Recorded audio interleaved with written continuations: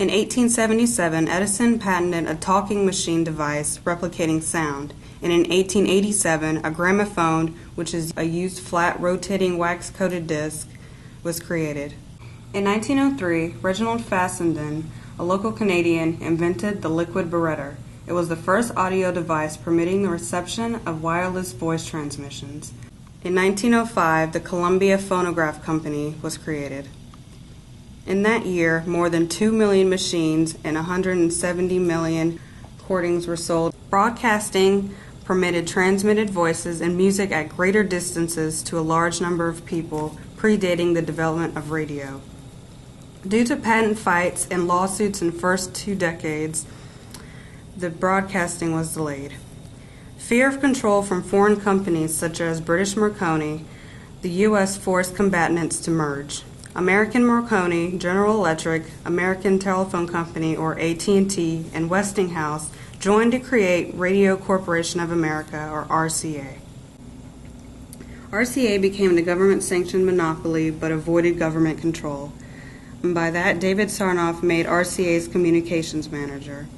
By mid-1922, nearly 1 million radios are in homes.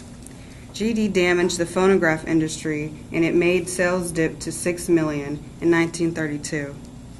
As of now, 14,952 broadcasting radio stations are in the U.S. today, including 4,766 AM radios and 6,542 FM radios, 3,644 non-communications FM are now joined by 838 low-power FM, or LPFM, radio. Radio has prospered by changing the nature of its relationship with its audiences.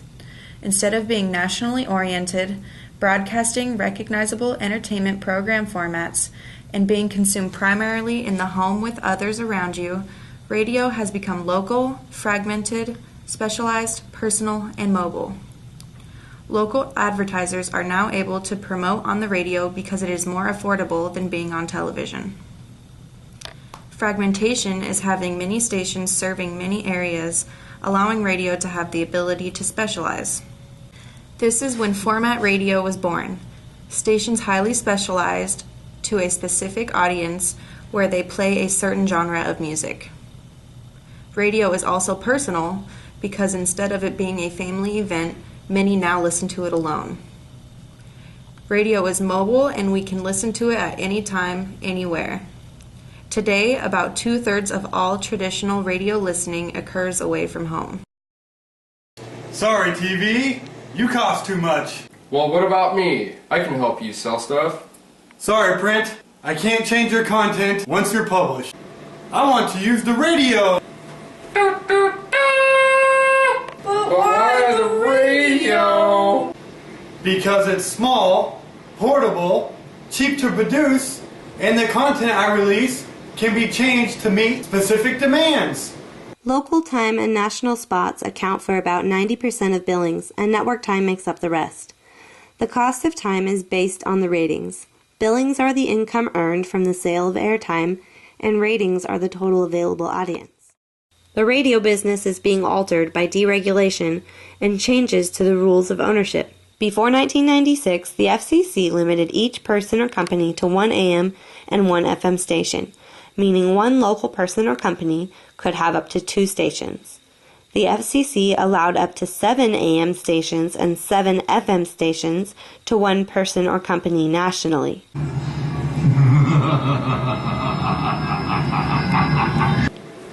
Oh, I am so powerful. Oh no! Not the Telecommunications Act of 1996! Thanks to you, I can exist.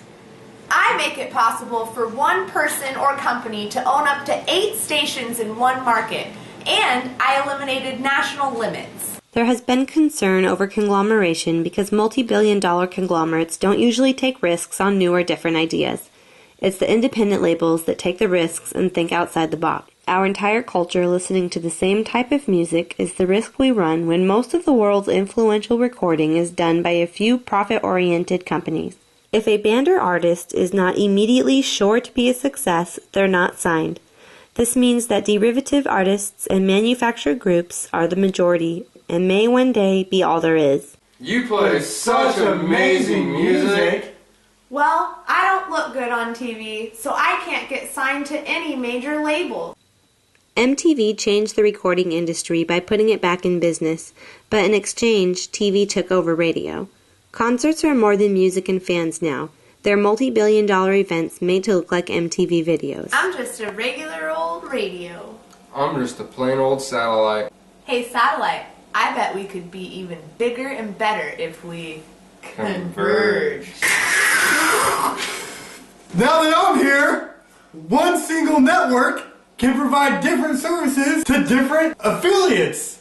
Web radio exists in two forms. I'm a traditional over-the-air station transmitting signals online. I just recreate my own broadcast. I am also an over-the-air station transmitting signals online, but I include information like concert dates, artist biographical information, and song lyrics. Radios were most popular because of how small and portable they were, but now smartphones and tablets are even smaller. Most smartphone and tablet listeners use social networking sites and free music links to sites like Spotify, Pandora, and Turntable. Convergence with computers and internet offers challenges and opportunities to radio and recording industries. Before the internet, recording companies would sign an artist, produce their music, promote it, and then fans would come and buy their music at the record store after seeing or hearing promotions. Not anymore! I can use the internet to produce, promote, and distribute on my own. Sucks for you, recording companies.